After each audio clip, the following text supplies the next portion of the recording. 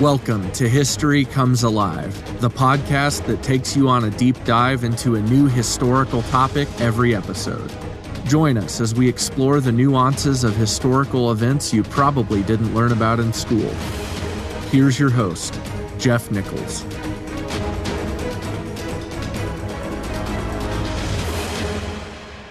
The king is dead. 2 civil wars have been fought, and there would be another. Ireland had to be tamed. Scotland had to be tamed. By the time this was over, Oliver Cromwell would tame both, and England as well. He would come to symbolize autocracy and dictatorship, despised. But remember, he and his people were not the majority. They did not represent the majority. They simply controlled the power, politically, and more importantly, militarily. Again, we'll move rapidly through the narrative to get us to the point of better developing the American colonies. So this is going to be an overview of Cromwell's campaign in Ireland. It's not an overview of the whole English campaign in Ireland, but we want to come to an understanding of exactly how Oliver Cromwell came to take over and what happened in the aftermath. So the death of Charles did not alleviate the problems. It may have exacerbated them. But it's not like England was suddenly thrown into chaos. They were not suddenly governmentless. Not just from a representative standpoint and not just from the ability to run the affairs of state. They had a legitimate government, a republic.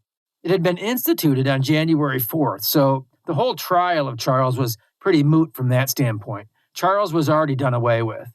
On the 9th of January, they voted that a single name should no longer be mentioned in legal transactions under the Great Seal.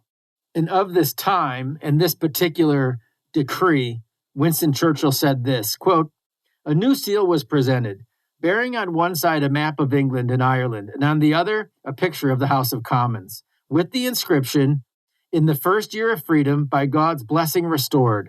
A statue of Charles I was thrown down, and on the pedestal were inscribed the words, 'Exit the tyrant, the last of kings.' On February 5th, it was declared that the House of Lords is useless and dangerous and ought to be abolished. Therefore, it ceased to meet. Vengeance was wrought upon a number of peers taken prisoner in the Second Civil War, and Lords Hamilton and Holland, statesmen of high intellectual qualities and long record, were beheaded." End quote. Now, think about the totality of what had happened in England, not just in like the 10 years of Civil War or the 10 years before that Charles had had his personal rule, but think about just the last month or two. The trial of the king, the execution, the absolute dismantling of governmental practice as everybody in the country knew it. These are scary times. Think about if the top leaders and leadership in our assembled government were simply stripped of their powers, assassinated. I mean, I think we take for granted the stability that we've enjoyed for a very long time. Now, if you recall, the Parliament had been called of anybody suspected of being a problem for the guys looking to get rid of the king. So this smaller subset of the people's representatives, the Rump Parliament, recorded in part that the peoples are under God, the original of all just power, that the Commons of England in Parliament assembled, being chosen by and representing the people, have the supreme power in the nation. Well, that was certainly a romanticized view, a sanitized view. All the dissenters had been dismissed. Remember, these guys were not representing the majority, nor the collective will of the people. They did have Cromwell, and they did have the New Model Army, but they did not have the majority. Is it true that might makes right? Is it true that the strongest guy in the room gets to make the rules and dictate to everyone else what is right and what is wrong? Oftentimes, yes, especially in a monarchy or a dictatorship or a democracy, which will always fail. But it's not supposed to be true in a republic, where the masses live under a legal framework, not the tyranny of the majority or the tyranny of the minority. Anyways, that's another episode. So they made the decision that the country would be ruled by a council of state, a 41-member body chosen by Parliament on an annual basis. And it was to be made up of judges and MPs and regicides. Cromwell was one of them. This, too, was controversial. I mean, in hindsight, you could argue that this represents the beginning of the coming, military theocracy or dictatorship Half the judges resigned. The remaining eventually served in the Commonwealth. Meanwhile, as soon as the news got around, Charles II was recognized by many states across Europe. In Scotland, within days, he was proclaimed the King of Great Britain, France, and Ireland. Needless to say, diplomacy between the English Parliament and Scotland was severed, and the Scottish envoy was sent home. With Scotland's recognition of Charles, the English Parliament accused the Scots of provoking another war. I mean, all they were doing really was following tradition and recognizing Charles for who he was, right? According to their system.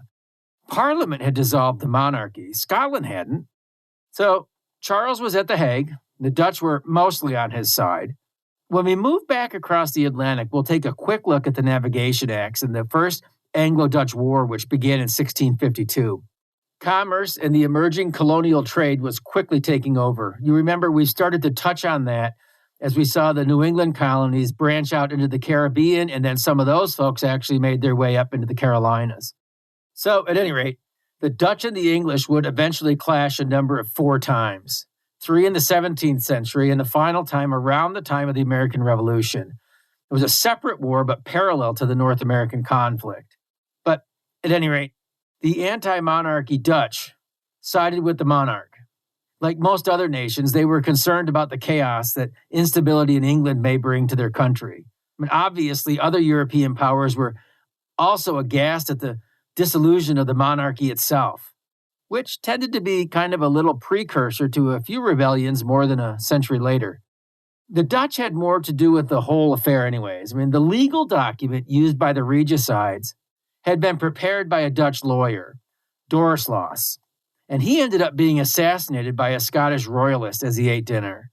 Scotland was a mess as well. They did make an attempt at revenge, but failed. The leader, Montrose, was dragged through the streets of several towns before being hanged at Edinburgh.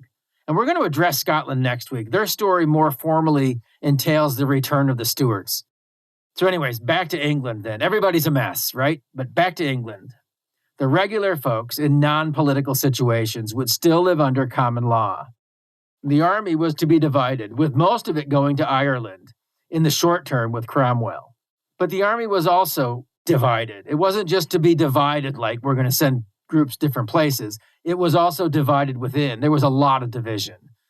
There could easily have been another civil war right then in England. There were levelers, men who wanted popular sovereignty, extended suffrage, equality before the law, and religious freedom. They were squashed by Cromwell. And there were diggers or squatters who simply began to occupy common lands around the country. The people argued that Charles had claimed his rule, the tradition, all the way back to William the Conqueror, who had taken Saxon rights. And now that the monarchy was gone, they wanted him back. That claim may or may not have had merit, but it did threaten Parliament and the nobility. And it's interesting to think about the fact that a lot of the national identity of the common folks had not changed a whole lot in half a millennia. Think about the nostalgia here. We don't seem to recognize our culture and society from a few decades ago. I mean, technology alone has forever changed us. They didn't have a lot of change. So anyway, it was no use. I mean, these guys had not usurped the king's authority to give it to the commoners, had they? And Cromwell was shocked. I mean, private property was a big deal to him. The Council of State removed the diggers, and they tracked down the army's mutineers. Like before, when the new model army was developed, Cromwell took over. He ordered one trooper, William Thompson, a dissenter, to be shot in an Oxfordshire churchyard. And this Thompson has been labeled the first martyr of democracy. Cromwell then dismissed all the soldiers not willing to go to Ireland without pay. Well, those 2 acts probably got most people's attention. I mean, if they hadn't woken up yet, they should have been waking up by now. It was a new day, but it wasn't necessarily a brighter day. And so he was given the command of the Irish campaign on March 15th with the title Lord Lieutenant. Fairfax was still the commander-in-chief of the armed forces. There was a lot of pomp and circumstance here. I mean, Cromwell joined with the Puritan preachers to make it almost a religious campaign, like a crusade, Protestants against Catholics. He was a calculating man. He took the same zeal to Ireland, and he hated them. He also believed that they posed an existential threat for invasion, so he didn't just hate the Irish. He looked at them as an existential threat. Maybe it was just an existential threat from Ireland, or maybe they could have been part of a larger plan coordinated with Scotland. So Cromwell goes to Ireland, and just like England and Scotland, this place was a mess. I mean, this little island nation basically had 4 armies. The first one was the Gaelic Irish forces of the Confederacy. These are the guys that Cromwell blamed for the massacres a decade earlier when the uprising began in 1641. His rationale for all the activity to come in Ireland was based on their actions. And secondly, you had the Royalists under the Duke of Ormond. Thirdly, you had the Scottish Presbyterians from Ulster under General Monroe.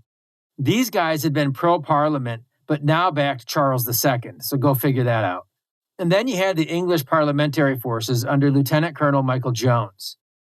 I mean, had the Irish been able to fully unite, the storyline that unfolded may have been very different. Unfortunately, Ormond and his Protestant royalists could not completely unify with the Catholics. And then the arrival of the papal Nuncio Rinuccini a few years later did not help matters. Cromwell saw the royalists as the biggest threat. Even though he hated the Catholics, the royalists were his target. Now remember I said that. Cromwell was a monster, but a lot of his violence was not aimed at Catholics. I said his violence because everybody in Ireland would suffer over the next few years, but Cromwell's time in this theater would be brief.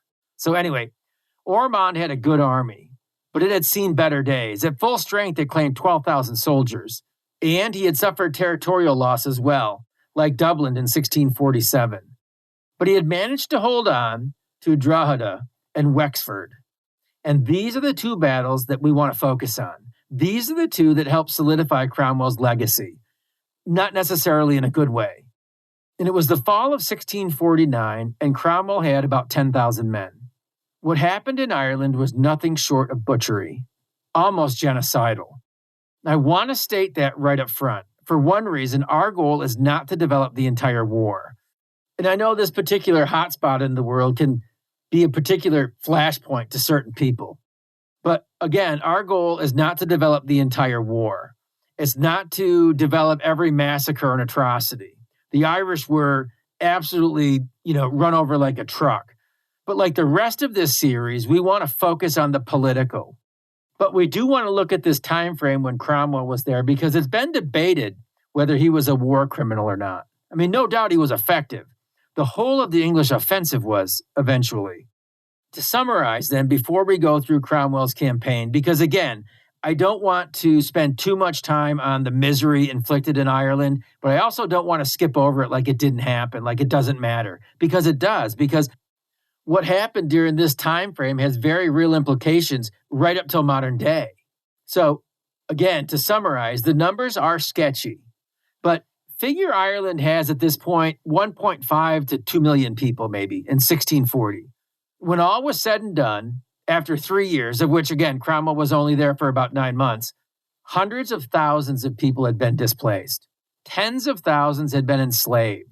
A major portion of the nobility had lost their lands and or been forced to relocate to smaller, less profitable farms. There's no doubt this episode was one of the worst, if not the worst, military tragedy ever experienced in Ireland. However, some of the stories handed down cannot be substantiated quite like they were recorded. But when I consider just the raw data I just shared, as I get older, these types of scenarios have a greater impact on my imagination. And that's really all I bring to the table, imagination. I'm fortunate enough to have lived in America. But think about the ratio here. Possibly a third of the nation, organized society, cities, towns, families with histories and prerogatives, traditions.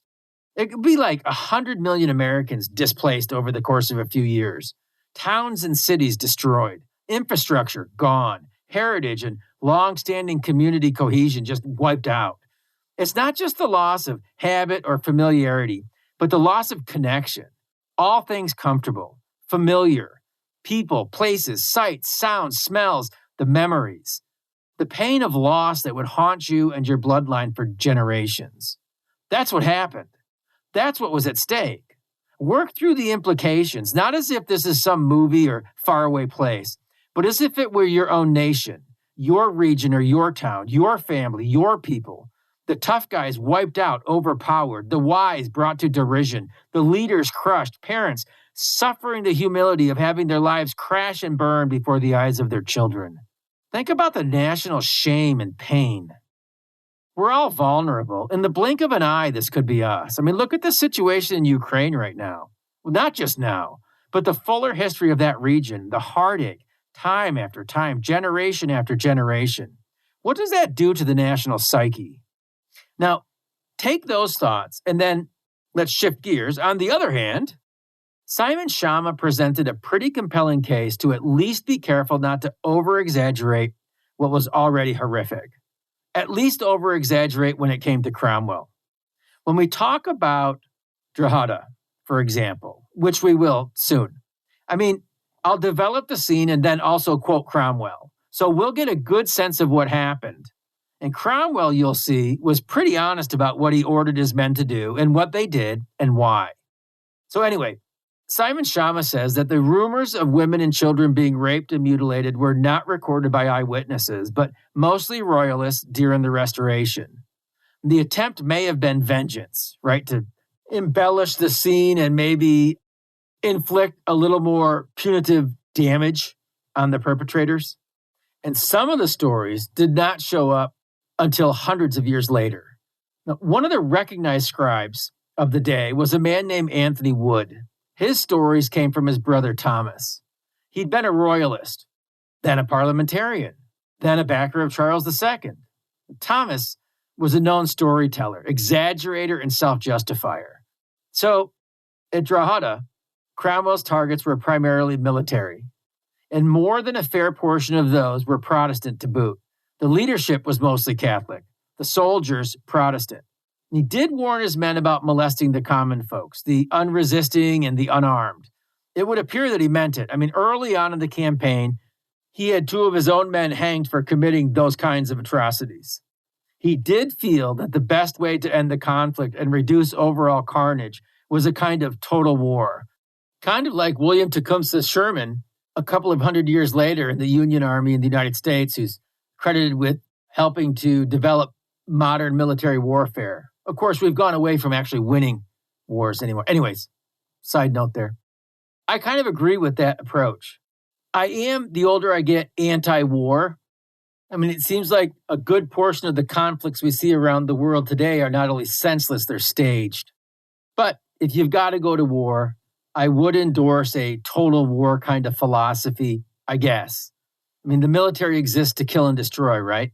Send them over wherever there is, kill and destroy, and come home. Less people will actually die. It will cost less. And from a philosophical standpoint, I think it was Sun Tzu, 2,500 years ago or so, that said something like prolonged war empties the public confidence and coffers.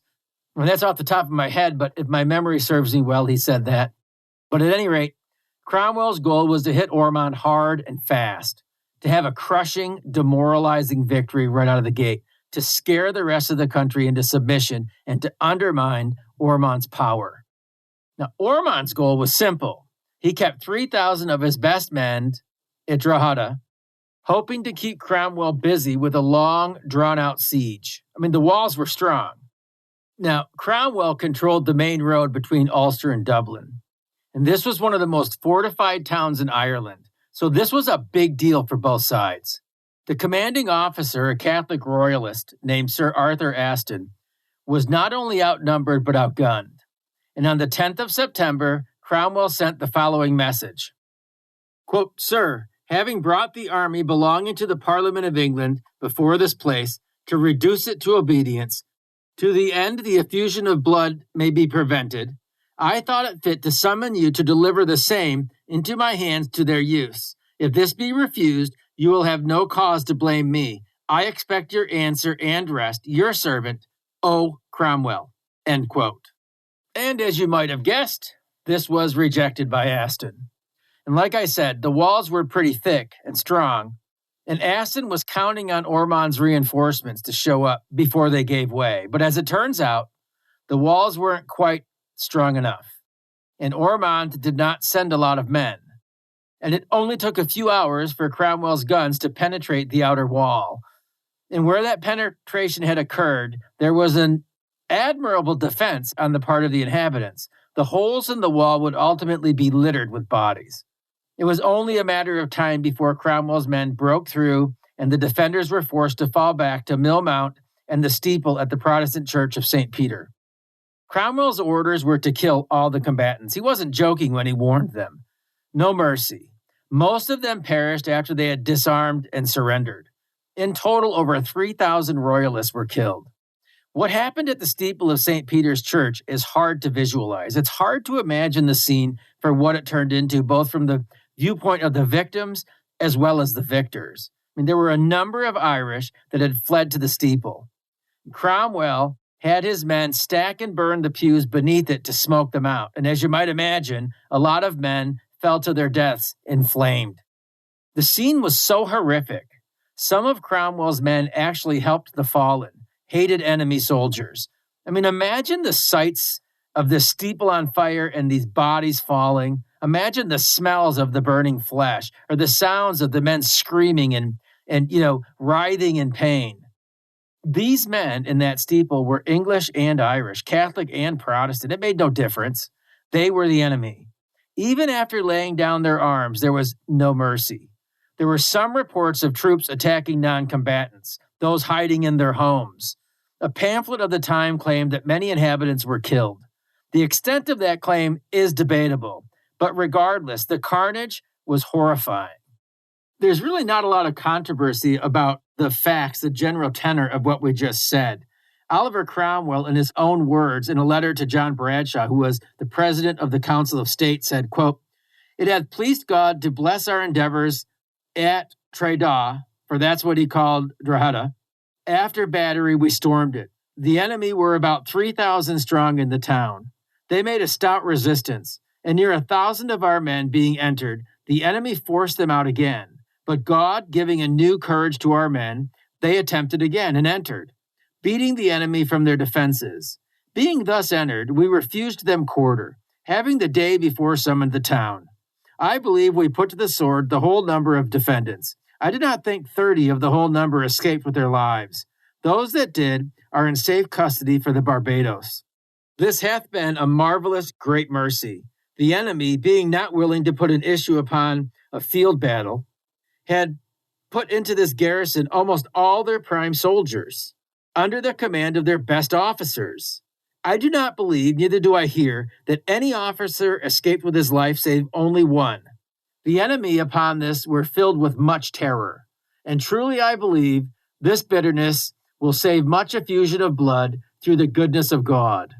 I wish that all honest hearts may give the glory of this to God alone, to whom indeed the praise of his mercy belongs." End quote. So again, the goal was to terrify the rest of the country, and that he did. And then underscoring the concept of Cromwell's vengeance here, he says again in another letter to Speaker Lenthal, he gave a further detail. He says, quote, "Diverse of the enemy retreated into the Mill Mount, a place very strong and of difficult access. The governor, Sir Arthur Ashton, and divers considerable officers being there, our men getting up to them were ordered by me to put them all to the sword. And indeed, being in the heat of action, I forbade them to spare any that were in arms in the town. And I think that night they put to the sword about 2,000 men. Diverse of the officers and soldiers being fled over the bridge into the other part of the town, where about 100 of them possessed St. Peter's Church steeple. These, being summoned to yield to mercy, refused, whereupon I ordered the steeple of St. Peter's Church to be fired. When one of them was heard to say in the midst of the flames, 'God damn me, God confound me, I burn, I burn.' I am persuaded," Cromwell added, "that this is a righteous judgment of God upon these barbarous wretches who have imbrued their hands in so much innocent blood." End quote. So there's no real debate over what actually happened. I mean, Cromwell, in his own hand, in various letters, explained exactly what had happened and exactly why it happened. He ordered it. And adding to that, in an article I found on olivercromwell.org entitled "Cromwell in Ireland," It says in one part, quote, "A week later, Cromwell wrote that he was sending a list of the officers. He names nearly 100 and notes the numbers killed beyond that were 220 cavalrymen, 2,500 foot soldiers, besides staff officers, surgeons and company, and many inhabitants," end quote. The issue is not whether civilians were killed in hot blood, for it defies common sense to believe an army can storm a town and clear it house by house under sniper fire without many civilian casualties. But whether civilians, as well as soldiers and clerics, were killed in cold blood after the town was subdued, end quote. That's nasty, cruel, and effective. I mean, the overall objective was met, mostly. When word of the massacre at Drogheda got out, several strongholds surrendered without a fight. Places like Dundalk and Carlingford, Newry, and Trim. In all, Cromwell would take 28 towns in 9 months. Wexford was not as lucky as the towns that managed to surrender. They faced a similar fate as Drogheda, not from outright refusal to surrender, but more of a delayed surrender. At Wexford, the negotiations were not quite completed before fighting commenced. Unlike Drogheda, Wexford was mostly Catholic. It was the 11th of October, so roughly a month later, and the military governor, Colonel Sinnott, had not refused to surrender. The offer from Cromwell was straightforward and fair. He had told them if they would surrender, the soldiers and non-commissioned officers would be released with the promise of laying down their arms. The officers would be taken prisoner, but not killed. The general population would be protected, both their bodies and their property, so he wouldn't allow his guys to loot. Too bad the shooting broke out prematurely. And with it, Cromwell's troops entered the city and quickly killed as many people as possible. Now, the targets were soldiers, but there were civilian casualties. There was a panicked rush to the boats. The boats were overloaded, understandably. And then they capsized, also tragically understandable. Imagine the fear and panic in those poor people. The worst scenario possible had fulfilled all of their fears and all of the rumors of the dreaded English army, after almost a decade of fighting already. In the end, 2,000 plus people had died, and 300 of them from drowning. The clergy wasn't even spared. Of course, many of them were probably armed. And this whole scene was chronicled by Cromwell as well. In another letter to Speaker Lenthal, remember, we already read an excerpt from a letter that he had written about the first massacre. Now we read this from Cromwell, quote, "We intended better to this place than so great a ruin, hoping the town might be of more use to you and your army. Yet God would not have it so, but by all unexpected providence, in his righteous justice, brought a just judgment upon them, calling them to become a prey to the soldier, who ill their piracies had made prey of so many families, and made with their bloods to answer the cruelties which they had exercised on the lives of divers poor Protestants. The soldiers got a very good booty in this place. I could have wished for their own good and the good of the garrison that they had been more moderate." He continues, "The town is now in your power. That of the former inhabitants, I believe scarce 1 in 20 can challenge any property in their houses. Most of them are run away, and many of them, of the inhabitants, were killed in the service. And it may be wished that an honest people would come and plant here, where are very good houses and other accommodations fitted to their hands," end quote. It's a very great tragedy indeed. Again, imagine your town. By the time the tragedy was over, scarcely 5% of the population was there, was recognizable, would lay claim to their own property. Cromwell was being honest. He felt they had it coming to him, so he had no reason to embellish or to deny anything. There's no doubt that what happened was tragic. These were massacres on a brutal scale. But we've got to, again, measure Cromwell like everybody else in his day and time and not ours. These were tough times. This was a tough era. These were tough people. So the issue with Cromwell in regards to Catholicism was the Mass. That's why he hated the clergy. He blamed the clergy for a lot of the problems. But as for the common everyday guy on the street, he would leave him alone unmolested. Frankly, he hoped that they would repent of Catholicism. When it came to a typical Catholic and leaving them to themselves, Cromwell was willing to do that because he said he did it, quote, to see if at any time it shall please God to give them another or a better mind, end quote. The reputation that Oliver Cromwell received in his own day for senseless massacres was challenged. The tales have grown taller on down the line, so to speak. Cromwell dared anyone to prove the genocidal behavior that he was rumored to have carried out. He said, quote, give us an instance of one man since my coming to Ireland, not in arms, massacred, destroyed, or banished, concerning the two first of which justice hath not been done or endeavored to be done, end quote. There was reward for the soldiers, booty, sure, but there always was back then. This isn't out of line with the times. And of those instances, Cromwell said this, quote, I can give you a better reason for the armies coming over than this. England hath had experience of the blessing of God in prosecuting just and righteous causes, whatever the cost and hazard be. And if ever men were engaged in a righteous cause in the world, this will be scarce a second to it. We come to break the power of a company of lawless rebels, who, having cast off the authority of England, live as enemies to humane society, whose principles the world hath experience of are to destroy and subjugate all men not complying with them. We come by the assistance of God to hold forth and maintain the luster and glory of English liberty in a nation where we have an undoubted right to do it. End quote. That's pretty bold. They've got it coming to them because we're English and we're better, and God is on our side. But the reality is, he's actually pretty much describing his own actions, isn't he? I mean, he and the Rump Parliament and the New Model Army, they had run roughshod over the government of England. They had taken over England, a people that didn't want them to take them over. They're saying that Ireland had done that. Ireland had done no such thing. I mean, the uprising was when the Irish tried to kick the English out of their own country. So it's just interesting to me how Cromwell, from his point of view, actually described almost to a T what he and his compadres had done in England. He ascribed that to the Irish. And the one thing I've noticed historically, but also in my own life, and as I watch people around me and politicians and military leaders, even in our own day, we're all pretty good at justifying our position, aren't we? We're all pretty good at perpetrating the same crimes and the same heinous acts towards others as they perpetrate against us.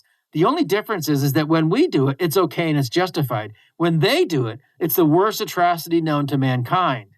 So in that sense, Cromwell was really just displaying his humanity, wasn't he? I mean, I do try to be fair. I'm not a huge Cromwell fan, and we'll talk next week about more of his exploits. So, I'm not exactly the number one fan of Oliver Cromwell, but I'll give him his due in that particular instance. He really is just like everybody else. The conquest of Ireland would continue for a few more years, but that first winter in 1649 and 50, it was brutal. Even Cromwell himself got sick. The situation was desperate. Even his commands to leave the common folks and their possessions, remember, under threat of death, were ignored.